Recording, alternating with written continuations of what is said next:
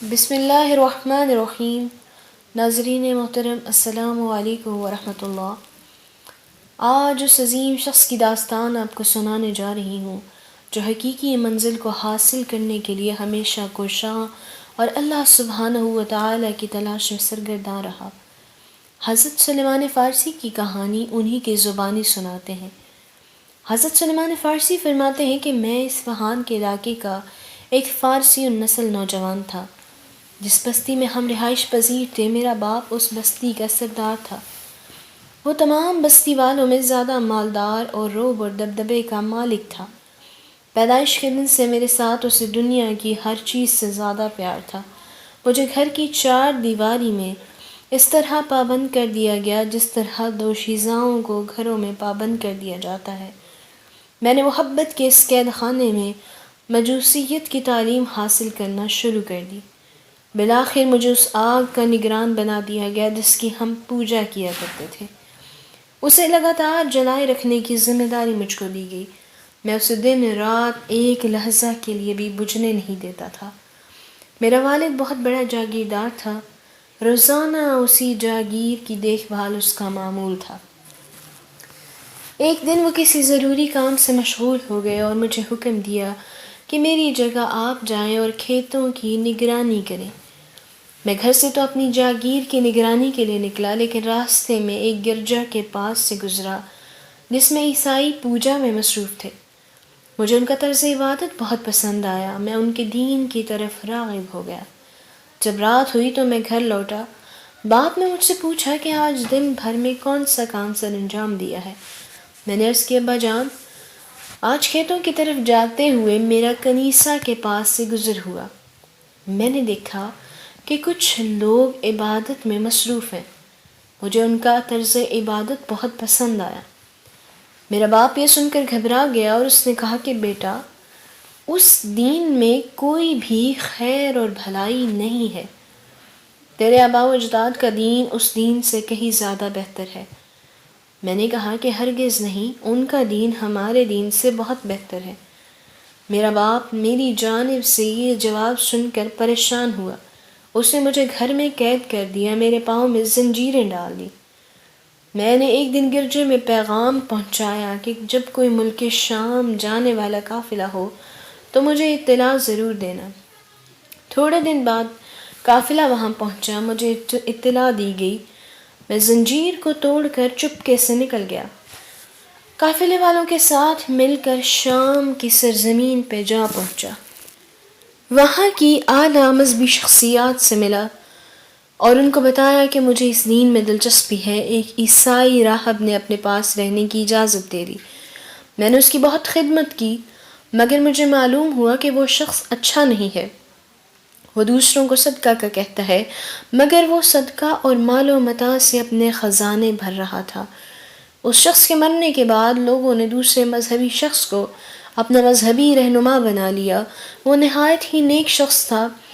اسی طرح آپ موصل پہنچے، وہاں بھی راہب کی خدمت گزاری کرتے تھے۔ موصل کے بعد اموریہ پہنچے، وہاں کاروبار بھی مل گیا اور اس میں بہت ہی برکت ہوئی، جس سے بہت سی گائے اور بکریاں آپ کے پاس جمع ہو گئیں۔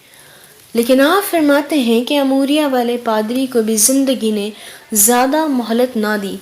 اس کی موت کا وقت قریب آیا تو اس نے کہا کہ بیٹا، روئے زمین پر ایسا کوئی شخص نہیں ہے جو ہمارے مشن پر قائم ہو، لیکن سرزمین عرب پر ایک نبی مبعوث ہونے والا ہے جو دین ابراہیمی لے کر آئے گا، اور پھر وہ اپنے وطن سے ایسے علاقے کی طرف ہجرت کرے گا جہاں سیاہ خشک پتھروں کے درمیان کھجوروں کے باغات ہوں گے، اور ان کی کچھ واضح نشانیاں بھی ہوں گی۔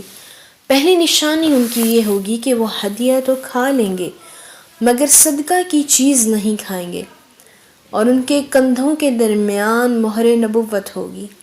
اگر آپ وہاں جانے کی استطاعت رکھتے ہیں تو میری نصیحت ہے کہ آپ ضرور جائیں۔ فرماتے ہیں کہ میں اموریہ کی بستی میں رہا، پھر ایک مرتبہ بنو کلب کے عرب تاجر وہاں سے گزرے۔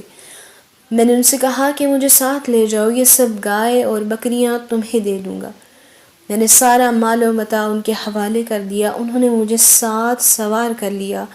مگر وادی القرات پہنچے تو میرے ساتھ دھوکہ کیا، انہوں نے ایک یہودی کے ہاتھ مجھے فروخت کر دیا۔ کچھ عرصہ بعد بنو قریظہ سے اس کا چچا زاد بھائی اسے ملنے آیا، اس نے مجھے خرید لیا اور اپنے ساتھ یثرب لے گیا۔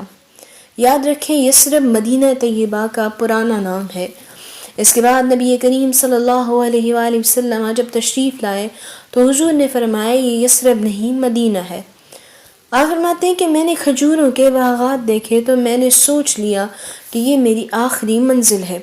کچھ عرصے بعد رسول اللہ صلی اللہ علیہ وآلہ وسلم ہجرت کر کے یثرب پہنچ گئے۔ میں کھجور کی چوٹی پر کام میں مصروف تھا، میرا مالک کھجور کے درخت کے پاس بیٹھا ہوا تھا۔ اچانک ایک شخص آیا اور گھبراہٹ کے عالم میں کہنے لگا، خدا بنو قیلہ کو تباہ کرے، وہ آج قباء میں اس شخص کے استقبال کے لیے جا رہے ہیں جو مکہ سے ہجرت کر کے آ رہا ہے اور اس کا دعویٰ ہے کہ میں نبی ہوں۔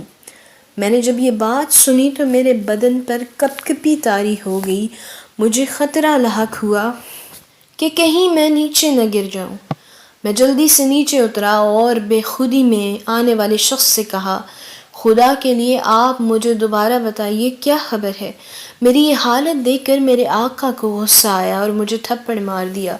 جب شام کا وقت آیا تو میں نے کھجوروں کا تھیلا بغل میں لیا اور تلاش کرتے کرتے وہاں پہنچ گیا جہاں رسول اللہ صلی اللہ علیہ وآلہ وسلم جلوہ افروز تھے۔